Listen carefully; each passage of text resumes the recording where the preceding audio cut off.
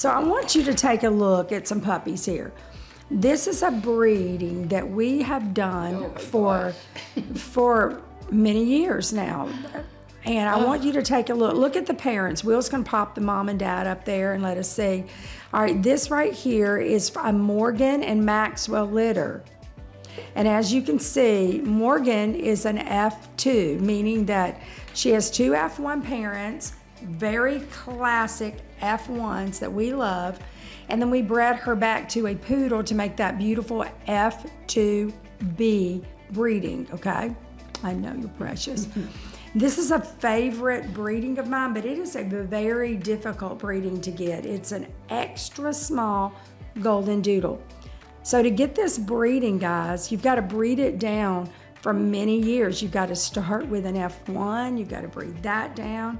We had to breed it down again. I mean, it took many years to get down this small. It did, and then also with the genetics. And so I think, and I could be wrong, but I don't think I am, that this is the only breeding you're going to find anywhere that can make that your favorite. If you've been watching us every week, Sherry's favorite coloration on a doodle is this white coat, this ultra cream light color, and those dark nose, dark eyes, rich pigment. They are so cute. Teddy bear face. Teddy bear face. Teddy bear. Teddy bear look, nice and blocky. I think this is the only breeding anywhere that consistently produces this in an extra small size.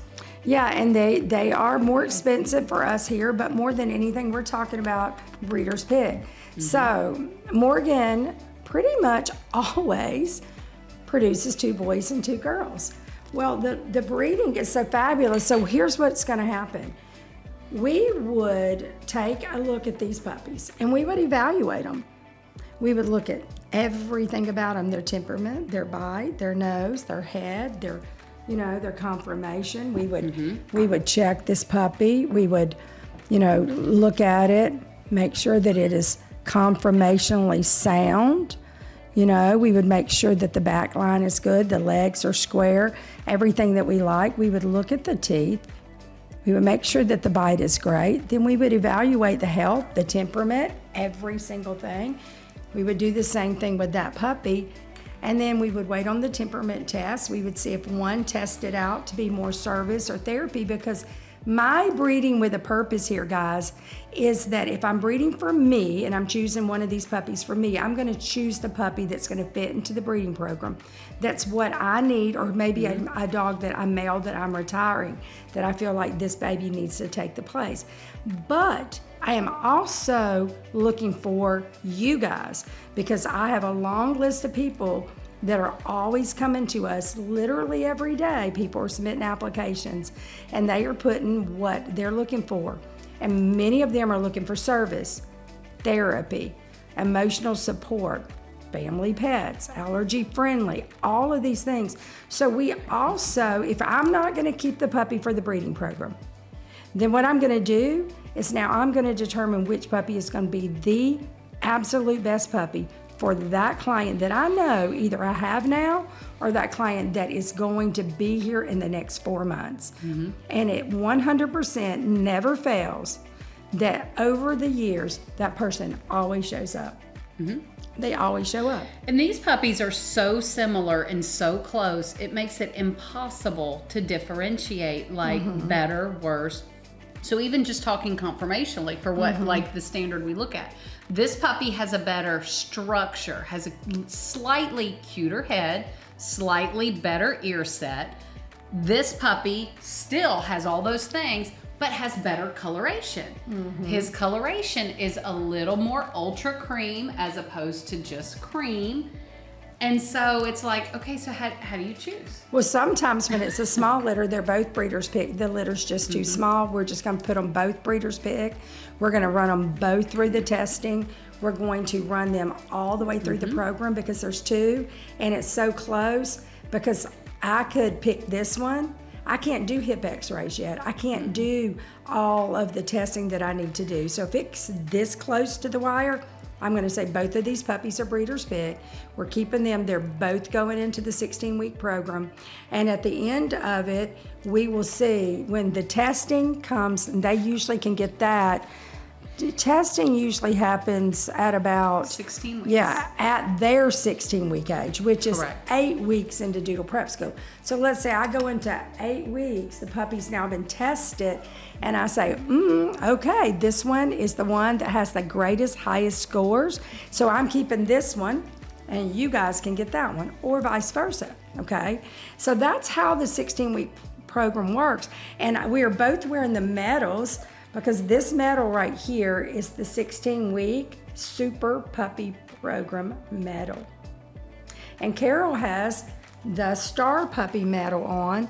If they only go to the 8-week program, then they get the 8-week Star Puppy. And so they do have accomplishments and goals, and the goal is to get them through the 8-week point, evaluate these babies, and then determine. Now, I do want you to know, before I move on to the girls, that these puppies are available online, both of them as breeders' picks, right now in the 16-week program.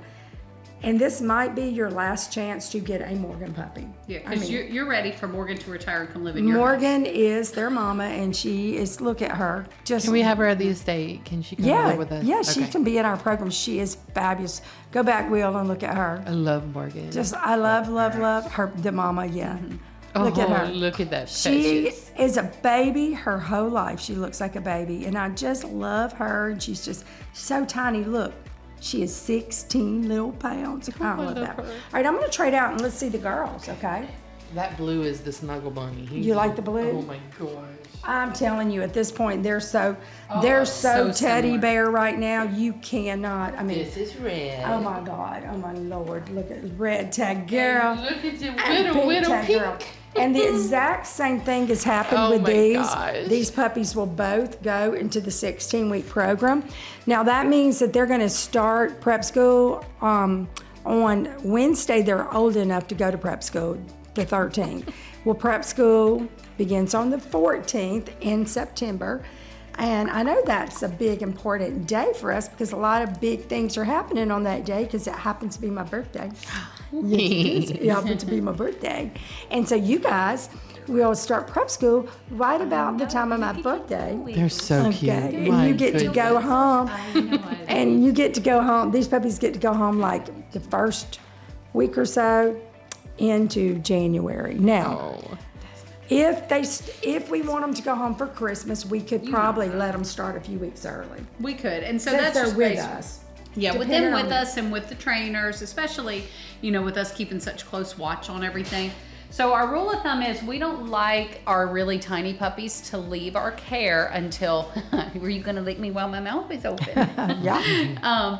We don't like them leaving our care until they're at least 12 weeks old and or over 3 pounds because we want to make sure that they are getting everything that they need. Well, being in prep school means that they're still under our care. And so, but we also want to maximize what you get from prep school. And so if they're not quite ready to go hours without having food available to them, then they're not ready for potty training yet. So just as an example, this little red girl, she right now is not ready to go hours without having food. Pink, she's really a little more advanced for her age, and got a good so she can go a few hours without having food available right now. And so she'll probably be okay to start prep school a little early. Red, not so much. Look at them. Look how cute they are. Just Stand her up and let's see insane. height-wise. Okay.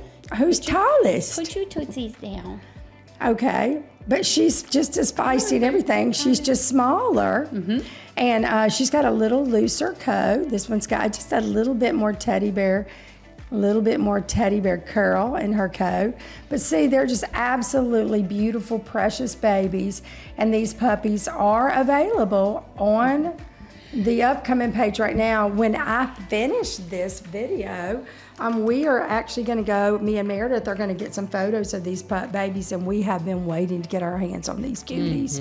We just love them so much. And this one right here, she probably is a little more spoiled. Rotten, they get rotten whenever when they get on those Yes. status checks. Status checks means that they get weighed more often, and because that's the only way we can make sure they're eating, we weigh them throughout the day. And it's like, okay, breakfast, did you eat? We weigh you after breakfast. We weigh you in the evening. So we make sure they're gaining weight. And so we do lots of weights on them. But breeders pick puppies, this whole litter right now will be in the breeders pick program because we are not in a position to make the decision which one, and we don't want to make a decision for one or the other and then maybe something not clear. I have no reason to believe that they won't, because this is such a foundation breeding and a repeat breeding for us that we're pretty confident. We know so much about these puppies. They are amazing. They are so sweet. Now, as you can see, the medals, I was going to see if I could take it off, but I better not try to do that. I was going to let y'all see it up close, but take a look at this sweet baby. They are so cute. You want to sit her up there, and she'll probably run right out. If y'all want to learn more about the breeders pick, so go online, look at the puppies. When you see the 16-week breeders pick puppies, yeah, we can set them up here. You can know that that's what's happening. Either we're keeping the puppy, pulling it, training it, and going to evaluate it for future to be in the program, or we are going to allow it to be adopted by one of you guys, because we feel like that so many of them check the boxes for what you're looking for. Of course, these dogs can't be they can't do a lot of things in the service dog world. They're too little. Right. Maybe they could sniff out peanuts, diabetic alert dogs, emotional support, and things like that. Certainly. And then they also can lean into the therapy world, because Yes, they would be therapy. great for just cuddling, which is what they prefer to heard do you laugh. anyway. 3's enough in the bowl. 3's enough. 3's enough? 3's enough. All right. So do any of our clients have any questions, Dana? Or they No, listening? we had another comment by Linda saying Teddy was a breeder's pig. Lucky for me, you decided not to keep him. Yeah, yeah. Teddy's amazing. Yeah, and so there's reasons why we make that decision. So it is so good to follow us like you guys are doing here on social media, because sometimes you learn about these things first right here, on social media. And this is a great platform for you to be educated, learn about our program. But we do want y'all to understand, we don't pull but one breeder's pick most of the time off of a litter, one on the boy side, one on the girl side. And then most everybody else goes into spot 2. And then if we choose not to keep the puppy, you actually get moved up to spot 1. So that's how it works. I know a lot of you guys ask the questions, want to understand what it means, and hopefully we've answered all of your questions today.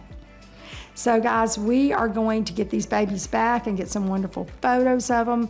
Go just keep watching for their brand new pictures. They'll be popping up very soon right here on social media, and this live will be available on YouTube very soon too.